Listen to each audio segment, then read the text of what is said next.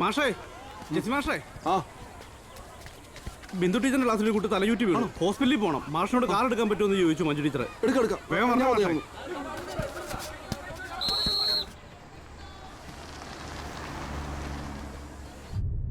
ഇത് എന്നാ പറ്റിയതാ? അറിയില്ല മാഷേ, ക്ലാസ്സിൽ ടെക്സ്റ്റ് ബുക്ക് വായിച്ചോണ്ടിരുന്നപ്പോ തല ഇറങ്ങി വീണതാ. ഓ മഞ്ജു ടീച്ചർ പേടിക്കണ്ട കേട്ടോ. നമ്മളിപ്പോ എത്തും. അല്ല ബിന്ദു ടീച്ചർ, ഈ പുഴയ സാറേ എൻ്റെ അമ്മ. വിശന്നപ്പോഴൊക്കെ ഊട്ടി, കരഞ്ഞപ്പോ ആരും കാണാതെ കണ്ണീരെല്ലാം കൊണ്ടുപോയി. എന്തൊരു സീനല്ല ടീച്ചർ. എന്താ മാഷേ? അല്ല, പുഴയിൽ ഇറങ്ങിയിട്ട് ലാലേട്ടൻ ആദ്യം ഒരു കുമ്പിൾ വെള്ളം എടുത്തിട്ട് മുഖത്ത് കളിക്കുക ചെയ്യുന്നത്. സംഭവം എന്താണെന്ന് മനസ്സിലായോ? കണ്ണ് നനഞ്ഞത് അറിയാതിരിക്കാൻ. അതാണ് അതെ, പേടിക്കാനൊന്നുമില്ല കേട്ടോ. ഭക്ഷണം ഉറക്കമൊക്കെ കുറഞ്ഞതിന്റെ ഡോക്ടർ പറഞ്ഞു. ആ കൊച്ചു രാത്രി മുഴുവൻ ഇരുന്ന് പഠിക്കുകയായിരുന്നു. ഇനിയിപ്പോ എന്തായാലും 1 മണിക്കൂർ ഒബ്സർവേഷൻ കിടക്കട്ടെ എന്നാ ഡോക്ടർ പറഞ്ഞത്. ഇപ്പോഴത്തെ എല്ലാ കുട്ടികളുടെയും പ്രശ്നം ആന്നേ. എന്തായാലും ഒന്നും പറ്റിയില്ലല്ലോ, സമാധാനമായി. അതെ, സമാധാനമായി. ഇപ്പൊ എന്തായാലും സമയമുണ്ടല്ലോ. ഞാൻ ഒന്ന് ബാങ്ക് വരെ പോയിട്ട് വരാം. ഇറങ്ങിയല്ലേ എന്തായാലും. നിങ്ങക്ക് കുഴപ്പമൊന്നുമില്ലല്ലോ? ഒരു കുഴപ്പമില്ല. ടീച്ചർ പോയിട്ട് വരും. കുറച്ച് സമയം കൂടുതലെടുത്താലും കുഴപ്പമില്ല. ഞാനും മഞ്ജു ടീച്ചറൊക്കെ ഇവിടെ ഉണ്ടല്ലോ. ശരി. അതെ ടീച്ചറെ, ഇവിടെ അടുത്ത് നല്ല ചൂട് പഴംപൊരി കിട്ടുന്നൊരു ഹോട്ടലുണ്ട്. നമുക്കൊരു ചായ കുടിച്ചാലോ?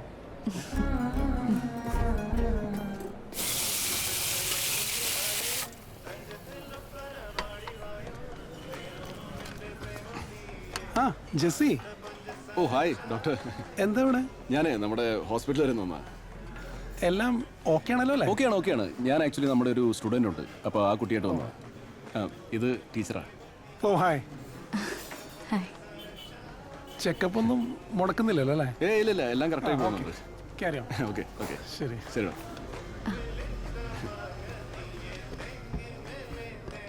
ആർക്കാ ചെക്കപ്പ്? അതൊക്കെ ഒരു വലിയ കഥയാ ടീച്ചറെ. 1 മണിക്കൂറിനുള്ളിൽ തീരുന്നതാണെങ്കിൽ കേട്ടാ കൊള്ളാന്നുണ്ട്. അപ്പൻ ജാവലിൻ ത്രോയിൽ സ്റ്റേറ്റ് ചാമ്പ്യനായിരുന്നു. അമ്മ 400 മീറ്റർ സ്റ്റേറ്റ് സെക്കൻഡ്. ഒരു ഇൻ്റർ യൂണിവേഴ്സിറ്റി മീറ്റിലാണ് അവർ ആദ്യമായിട്ട് കാണുന്നത്. മര്യാദയ്ക്ക് ഓടിക്കൊണ്ടിരുന്ന അമ്മയെ അപ്പൻ എറിഞ്ഞിട്ടാണെന്നാണ് അപ്പൻ സങ്കടം പറയണത്. കാരണം കെട്ട് കഴിഞ്ഞോടെ അമ്മയുടെ ഓട്ടമൊക്കെ വീട്ടിലും പറമ്പിലേ ഒതുങ്ങി. അപ്പൻ്റേത് പിന്നീട് അങ്ങോട്ട് ജീവിതത്തിൻ്റെ പുറകെ. അതുകൊണ്ട് എന്നെ ഒരു അത്ലറ്റ് ആക്കണമെന്നായിരുന്നു അവരുടെ ഏറ്റവും വലിയ ആഗ്രഹം. അപ്പൻ ജെസ്സി ഓവൻസിൻ്റെ ഭയങ്കര ഫാനായിരുന്നു. അതുകൊണ്ട് ഇട്ട പേരാ എൻ്റെ. എനിക്ക് പക്ഷേ സിനിമയായിരുന്നു ഇഷ്ടം. കുറച്ച് കഴിഞ്ഞാണ് അത് അഭിനയമാണെന്നൊക്കെ തിരിച്ചറിഞ്ഞത്. എനിക്ക് 7 വയസ്സുള്ളപ്പോഴാണ് അമ്മച്ചി മരിച്ചത്. മലമ്പനിയായിരുന്നു. അമ്മച്ചി പോയ പിന്നെ അപ്പൻ ഞാനെന്നൊരൊറ്റ ലക്ഷ്യത്തിലാണ് ജീവിച്ചത്. അമ്മയില്ലാത്ത കുറവെന്നൊക്കെ ആൾക്കാർ പറയുമെങ്കിലും എനിക്കതൊരു കുറവായിട്ട് തോന്നിയിട്ടില്ല. അല്ല, ആ കുറവ് തോന്നാൻ അപ്പം സമ്മതിച്ചിട്ടുമില്ല.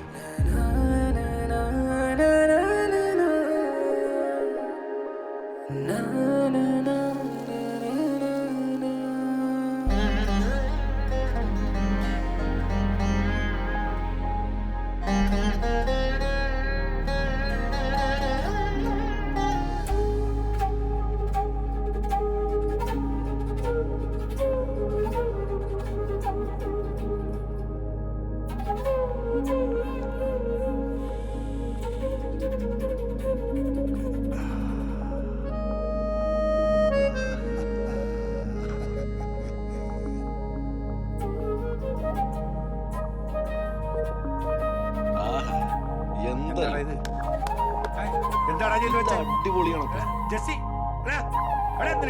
ഞാൻ നിൽക്കൂലേ?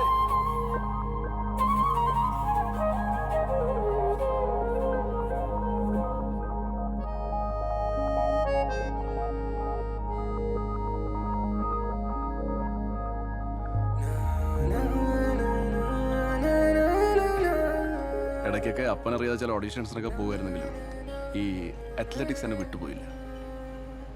എനിക്ക് വേണ്ടി അപ്പനോടിയപ്പോൾ അപ്പന് വേണ്ടി ഞാനും കുറേ ഓടി. മെഡലൊക്കെ കുറേ വീട്ടിയിരിപ്പുണ്ട്. പക്ഷേ ഇടയ്ക്ക് ഒരു ബൈക്ക് ആക്സിഡൻറ്റ് പറ്റി. സംഗതി ഇച്ചിരി സീരിയസ് ആയിരുന്നു. ഇടുപ്പിൽ ഇപ്പോഴും സ്റ്റീൽ ഇരിപ്പുണ്ട്. ഇത് ഇവിടെ തന്നെ ആയിരുന്നു. നേരത്തെ ഡോക്ടർ ചോദിച്ചില്ലേ? അതോടെ അത്ലറ്റിക്സ് തീർന്നു. അന്ന് അപ്പന് ഭയങ്കര വിഷമമായിരുന്നു. പിന്നെ സ്പോർട്സ് കോട്ടയിൽ നമ്മുടെ ഈ ജോലി കയറി.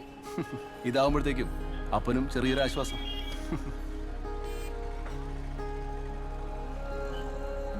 ആ, ചായ കുടിക്ക് ടീച്ചർ.